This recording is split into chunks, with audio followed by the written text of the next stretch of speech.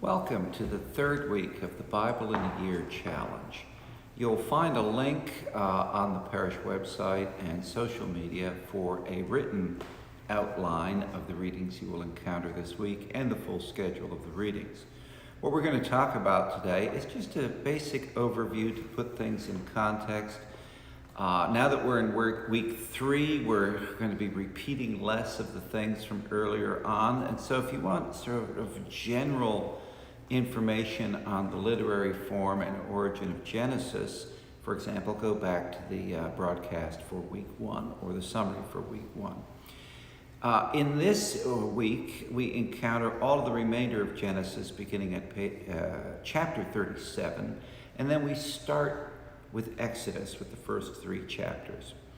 And so the balance of Genesis here is the story of Joseph and his brothers and the deaths of Jacob and Joseph. We can read this story at 2 levels. First of all, it qualifies as a saga. I mean, it goes on for quite a bit here and through more than 2 decades at least. But we can read it on 2 levels. The first is the author's search for origins in traditions that reach back into Israel's history or prehistory. And the second is the theological purpose that the story plays as a part of the larger message of Genesis. That's why it's included. On the first level of the story, the narrative combines J and E sources. Remember, we talked about the JEDP theory and the different sort of authorial sources in Genesis. And so, for example, in chapter 37, the father is named both Israel and Jacob. That's from different sources. Israel and Jacob are alternate names for the same person. At this level, the story also parallels certain ancient Egyptian sources, which speak, for example, of 7 fat years followed by 7 lean years. So we're talking about contemporary history here that's recorded not only in the Bible, but in other contemporary sources. Further parallels can be noted. The story as a whole connects well to vague memories of the Hyksos period in Egypt, circa 1750 to 1550 before Jesus, when Semitic conquerors from Palestine ruled much of the northern part of the country.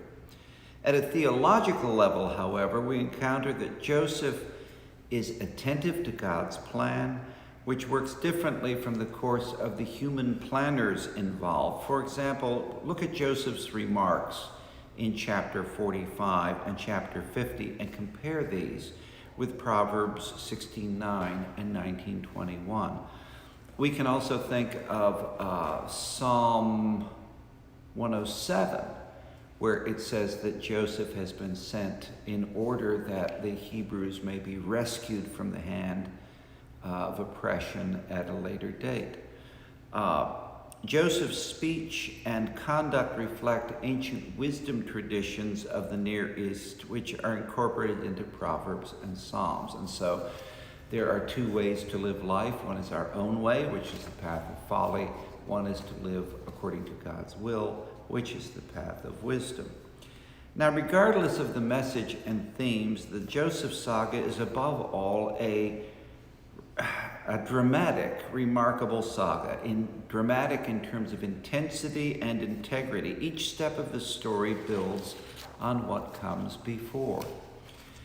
We start out with Joseph being resented by his brothers, betrayed by his brothers, sent into Egypt as a slave after they've originally planned to kill him. And then we have all those interactions with him in Pharaoh's household, with Potiphar's wife to start out with, in the jail, the prophecies that are given about lean and fat years, and then when the brothers show up because the Egyptians are the only game in town for grain.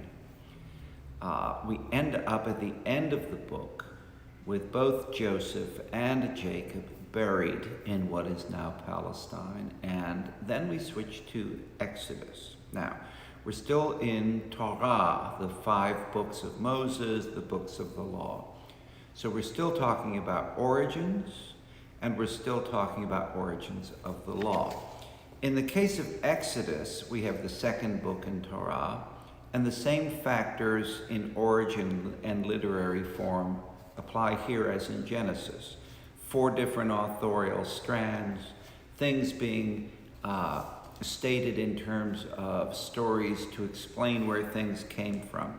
The title Exodus comes from the Greek version of the Old Testament. Now you'll see this referred to as a Septuagint, Septuagint, which means that rendered by 70. It's actually 72 scholars, but they rounded it. In Alexandria, Egypt, about 2 to 3 centuries before Jesus. Alexandria at that time was the largest Greek-speaking city in the world, population about 1 million, so much, much larger than Athens. About 200,000 of the inhabitants of Alexandria were Greek-speaking Jews, and so they got together and translated the Proto-Hebrew scrolls into Greek. And when we get to the New Testament, you'll find out that the writers of the New Testament are quoting from the Greek Old Testament, not from the Hebrew New Testament. There are few minor differences in how the canon fits together. You will see the Septuagint either just referred to that way, or in scholarly literature, you'll see it referred to by the Roman numeral for 70, LXX. And so if it just says LXX, it's referring to the Greek Old Testament. Exodus in Greek means going forth, with the reference being, of course, to the Hebrews' exodus from Egypt. Now note the terminology I just used. When the Hebrews are in Egypt, they're called Hebrews. When they are wandering in the wilderness, they're called Israelites. It is not until they have settled the promised land, properly speaking, around Judea, that they're referred to as Jews. By the time we get to the Gospel of John and the Acts of the Apostles, but particularly the Gospel of John, we're going to have to ask a lot of questions. When John refers to the Jews, who is he talking about? Is he talking about the inhabitants of Judea, the so-called Jewish race? Is he talking about the temple rulers? And we're going to find out that all of the above apply, but in different circumstances throughout John. And so if we take one meaning and layer it over everything that is said in that gospel, we're going to get in trouble. But at any rate, here we are in Exodus, and we encounter the Hebrews captive in a foreign land. Joseph has enjoyed favor and great power under Pharaoh. There's now a different Pharaoh.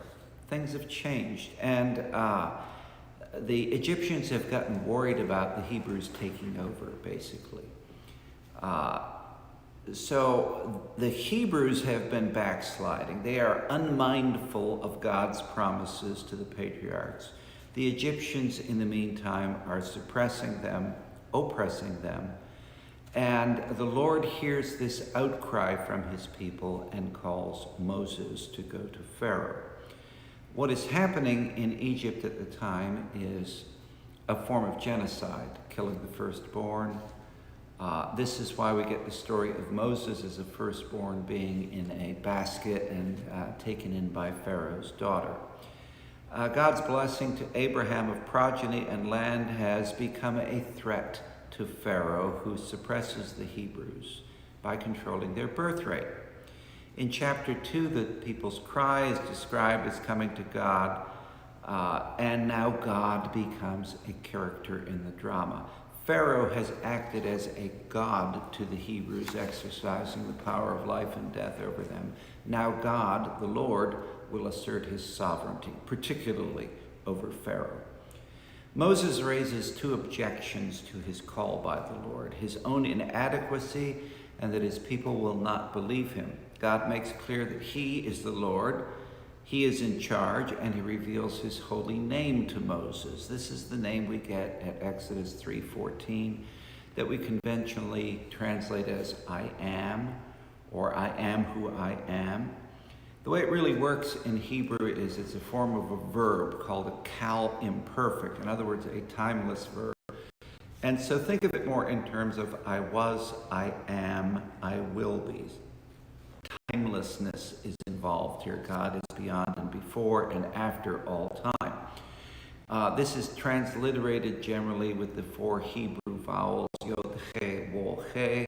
You will see it transliterated into the Latin alphabet as YW, HW, or YV, HV. Modern translations will put in vowels and pronounce this.